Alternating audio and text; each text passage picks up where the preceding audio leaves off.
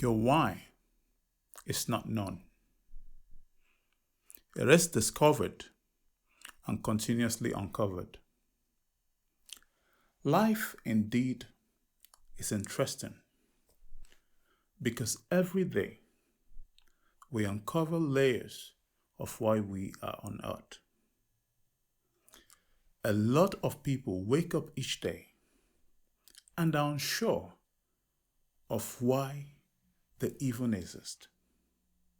Some just float through the routines without a sense of purpose. They get trapped by what society expects from them and what everyone else is doing. They try to fit into the mold. Here, on the cost of the dream, we are all about breaking you out of that societal mold into your God-given path. From various discussions I've had with people who have attained success irrespective of their location, we find that they are keenly set on a path into an unknown. And they are willing to take steps daily for the outcome they hope for. I will tell you a story. Recently, I had the opportunity to sit in one of Dr. Cosmas Maduka's seminar in London.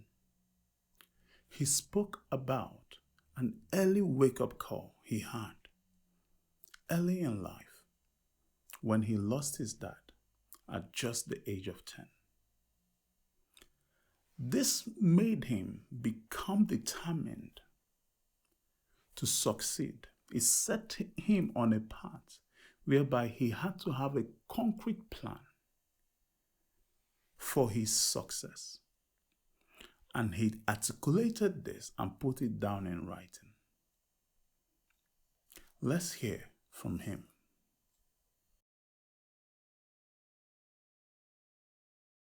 How did it start?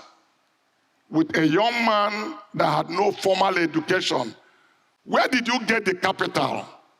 Let me explain to you that the things you have in your mind, just like the managing director of 7-Up has said, the thing that is limiting you is the way you think. The problem is not outside, it's about your mindset. Anything you can conceive, you can achieve. A vision is seeing beyond what you are looking at. To see the future, to see more than your eyes can behold. It's not a function of the eyes, it's a function of the mind and spirit. By the way, let me tell you that for you to be a successful entrepreneur or any meaningful thing in life, you require 3 things to succeed. The first one is vision. The vision I have explained beyond what you can see with your physical eye is a function of mind. The second thing is faith to believe in your vision. You are the first believer of yourself. Nobody will believe you until you believe in yourself. And it's infectious. The third thing you require to succeed in life is courage to act in the face of danger or difficulties. Fear is necessary for courage to exist. So when we talk about being courageous, fear is an incubator for courage. If there's no reason to fear, courage will not be in existence. But ability to act in the face of danger, that's what courage is all about. So the death of my father made me to go and work for my uncle. And I worked for him for 6 years without salary. If you have read the book of Robert Kiyosaki, he says, don't work for money, work to learn. It's not enough to have vision. It's not enough to have courage, but you need to support it with action. And part of this action is going through mentorship, or what you can call apprenticeship. So I did apprenticeship, worked for 6 years with no pay. My uncle clothed me and fed me. In 1976, he gave me 200 naira. 200 naira wasn't too much of a big money, but call it about 380 United States dollar. My senior brother was with me. In his own mindset, it was too small. He said, let's leave this and let's go. I turned to him and said, do you have anyone to give me when we get home? He says, no. So I said, why are you asking me to leave this? But we team up and create a company we call Maduka Brothers, myself and him. Within 6 months, we started differing in ideology because I have an idea what I need to do to be able to unlock wealth. I have been trained. My mother has supported my senior brother to go to school because in my culture, the first son is like more important. Every other person is like second cousin in the family. So everything my mother had, he uses it to focus to train his first son. But the university I went, University of Automobile, selling auto component, for me is the best school anybody can go. Because this school will teach you unprecedented discipline, which you require to be successful in life. It is called apprenticeship, and I would recommend it to any young man or woman who plan to go places in life. I've never seen anybody that successfully finished apprenticeship in 6 years that were not successful. Because you will learn many things they teach in university, but in an informal way. We learn about accountancy, we learn about purchase, we learn about inventory management. In informal way, we did research, not the way they do in university, in informal way. But all of these are what you need to set you up. Average young man who want to start business, ask him what is important. He say capital. If you give me 10 million, if you give me 100 million, if I have 1 billion. If you ask me, I will tell you that capital do not play more than 35, maximum 40% equation of being successful in business. Mindset comes first. Knowing what to do comes second. There are many things. Capital is the least. I wrote 5 things I want to accomplish by the age of 25. When you say you have a vision and you don't write it down, it's a wish you have. Colin Powell, the 42nd Secretary of State of the United States of America, said a dream without plan is a wish. So I had plan of where I want to be in life. And I wrote down at 18 years, I want to live in 3 bedrooms apartment of my own. By 20 years, I want to take a lady to altar as my wife. By 21, I want to have a male child, a boy. By 23, I want to own a car of my own. And by 25, I want to be a millionaire.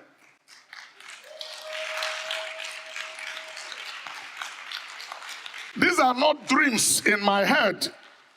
They were dreams in my head, but I put them down to hold myself accountable over them, because I have to come back each year to find out where am I versus those things that I put down. But it's important you have plan. You must have plan. The worst thing that happened to you is to live life and accept everything life throws at you. I will explain to you the place of vision as I continue on this story that I'm telling you. Because I worked hard. I wanted a child. The thing husband did to their wife, I did to my wife. I wanted a child at 21. But God knew that these 2 babies cannot be making baby. So he closed the womb so we can get our hearts together. At the age of 22, I passed Old Oka Road at Onisha, Mandela's building. I saw a Passat car with 3,000 kilometers, and I negotiated it. And before 23, I owned a car. It was not my father's car. Nobody had had a car in my entire family. I was the first person that bought a car.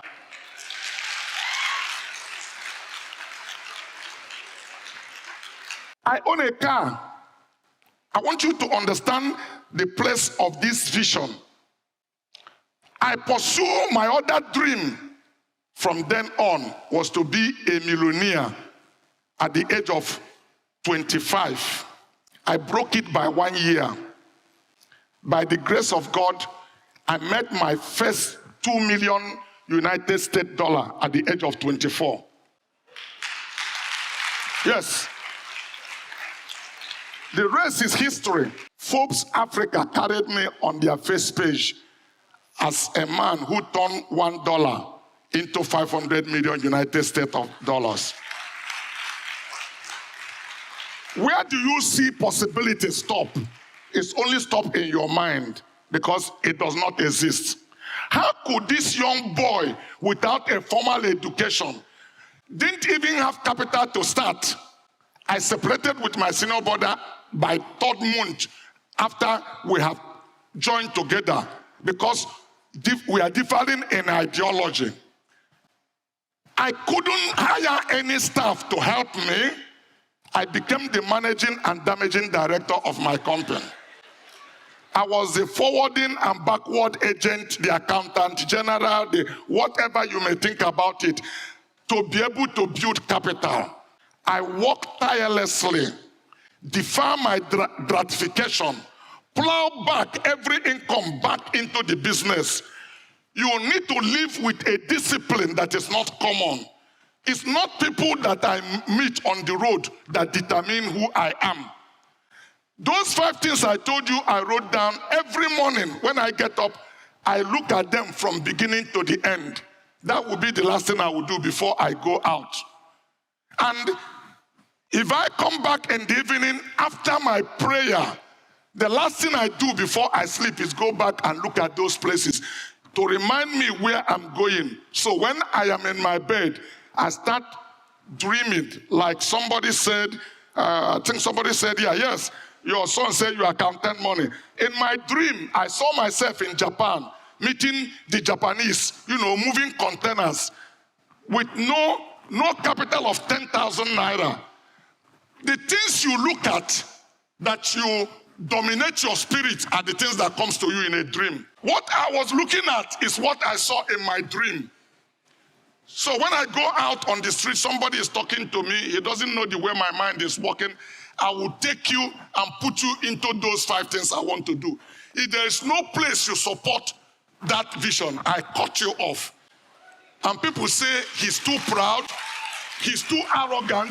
No, because I have a vision, I have a clear sense of direction. Because in real life, people who are going nowhere are the first people that tell you, let us go. Ask them, where are we going? They are taking a stroll. Any road can take you to anywhere if you don't have clear sense of direction where you want to be. So how did we build Coscharis? From that, I venture into importation. It doesn't mean you are not going to get challenged. The first capital I have, I lost it. So if you want to think things are worse to you, running bankruptcy, I have run bankruptcy. Because I owe landlord I could not pay, and I'm married. So God had helped us, we didn't have a child because it would have been more complicated. So we manage ourselves. My wife does her certificate, got a job where they are paying her 85 naira. I work so hard. Everything is business. When life threw challenge to you, it depends on how you responded. All these stories I told you, I started again building Coscharis. And then I draw a vision when I decided to begin to hire people who had gone to school, who have what I do not have. Because they are important, they required it, but what you bring as an entrepreneur is your dogged determination, your core knowledge into what you want to do, to make a believer out of these people who have gone to school and be trained on what to do. So I drew the vision to say, to build an institution that will be timeless in its relevancy and value. That is the vision of Coscharis. The mission statement, how we are going to attain this, I said Coscharis will produce excellent product and services to their customers, giving them the highest value for their money, and will plow resources back into society by creating value and creating a sense of pride in his employees, waxing strong and bigger into the future. I hired people who took higher salary from what I'm paying myself to be able to join me because they are experts and they could not work for me if I insist to pay them a peanut. But I didn't go for them when I didn't have the money. The goal is to see it is a journey, it's like a voyage. You see the end, but all the route that will take you there may not be clear to you. But it's a process, it's not an event. You keep your eyes on the big picture. That goal, you vision where you need to be. From his journey, we see three things that are consistent as he told his story. And coincidentally, these are also three things that were discussed in the book that is sponsoring today's episode. And the book is called The Life of a Youth. Why are we here? To elaborate on these three things, the first one we'll be discovering. The most important thing in your life is not life itself. Rather, it is the day you find out why you are living. A lot of people live a life without any destination. But I feel that if you want to live a fulfilled life, you must strive, you must research to find out what your own path is. No wonder Simon Sinek wrote a book called Starting with Your Why. The next thing after you've discovered your why is you need to enhance and develop that dream that you have. And I often say to people, preparation is better than presentation. You see, Dr. Cosmas was mentored voluntarily for 6 years unpaid to learn the craft that he wanted to pursue. He submitted himself to tutelage to be taught the ins and outs of his craft. Also, there was something else that he said that I found really interesting.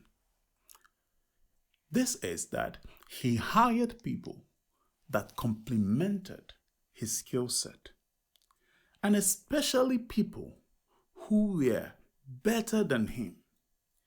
And often he mentioned it that these people were paid much higher than he was, even though he was the founder of this company.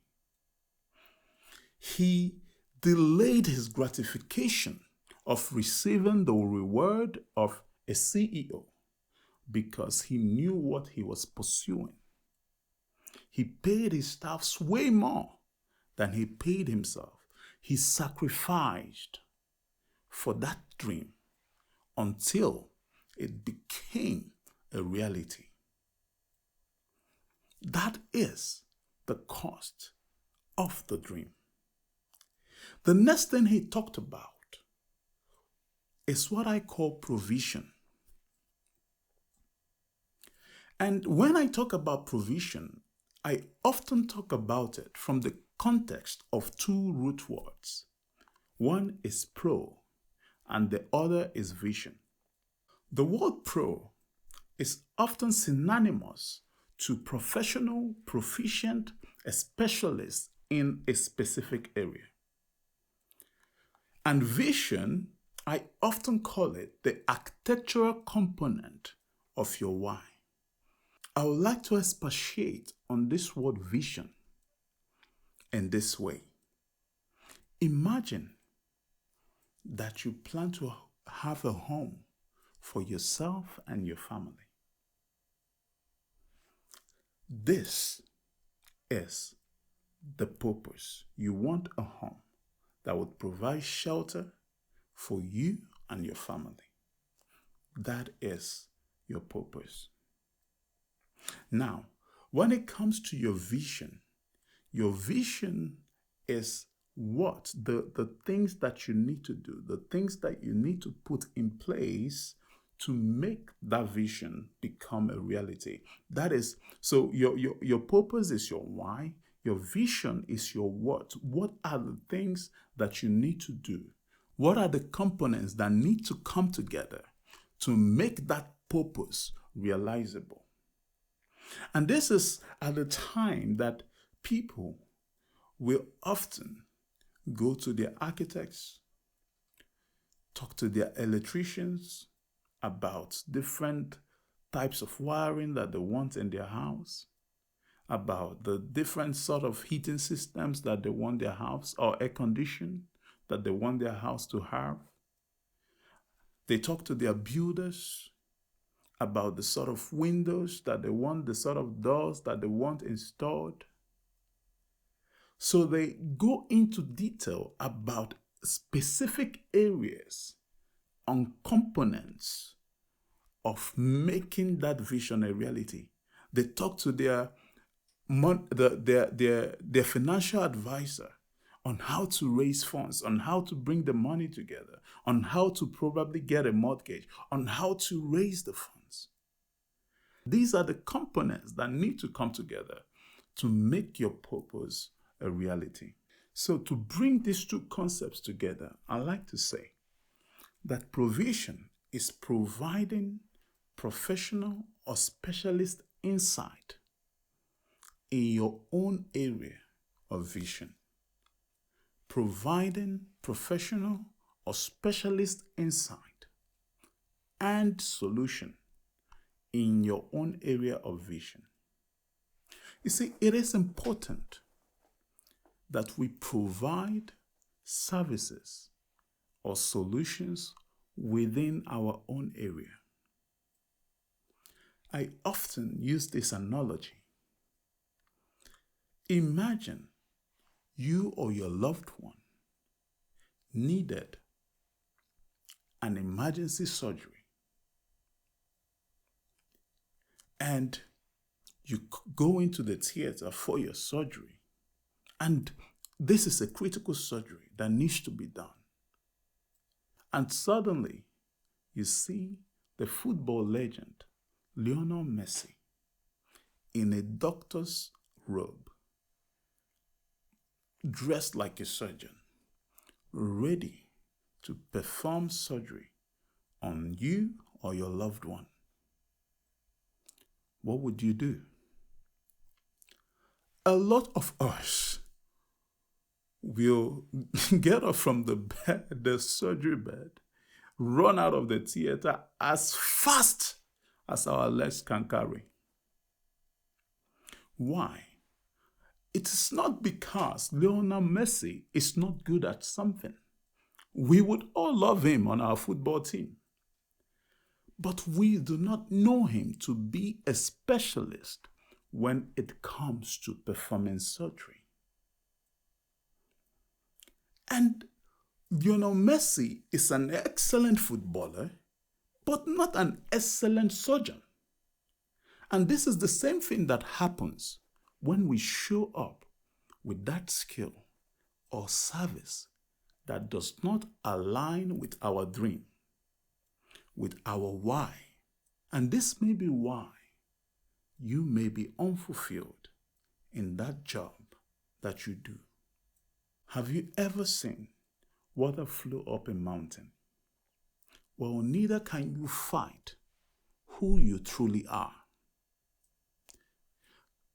Whatever keeps you where you were yesterday actually takes away from you. And the fact that you are still where you were yesterday means that you are worse off than you were yesterday. I often say to people, if you are not tired of where you have been, where you are, that place that you are is tired of you. It is time for you to take action. The fact that you still have life means that there is still hope. You need to lose the excuses and stop the over-analysis that leads to paralysis and start taking steps consistently towards that dream.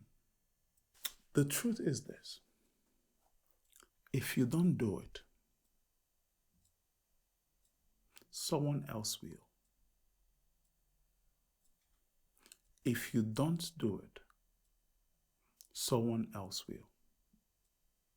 This will be a good time to talk about the sponsor of today's episode, and that's the author of the book that we discussed earlier, The Life of a Youth, Why Are You Here? And that's yours truly, Mobu Eberende. This was a book I published in 2018, and this book expatiates on the sort of things that we've discussed today. So if you would like to learn more about this sort of topic, I will encourage you to get this book. It's on Amazon, it's on Kindle. It will do you a lot of good. It will be really, it's a very little book. In fact, I have it here. It's a very little book that you can read in a couple of hours. It has the potential to steer you on a totally different path, but a path that is more unique to you, a path that is really that path that God has orchestrated for you to follow in your life. You see, drifting has a cost. Years lost, confidence eroded, gifts unused. Alignment also has a cost, and that is discipline, patience, consistency, humility. But only one of these costs buys your future. I would like to challenge you this week to write one sentence that names your why. One skill you'll develop next, and one person your work will serve. Post it in the comment section. Let's create your accountability. This is the cost of the dream. Please like, comment, share, and subscribe for more inspiring content from us. If experience is your best teacher, do not learn from this. See you on the next one. Bye.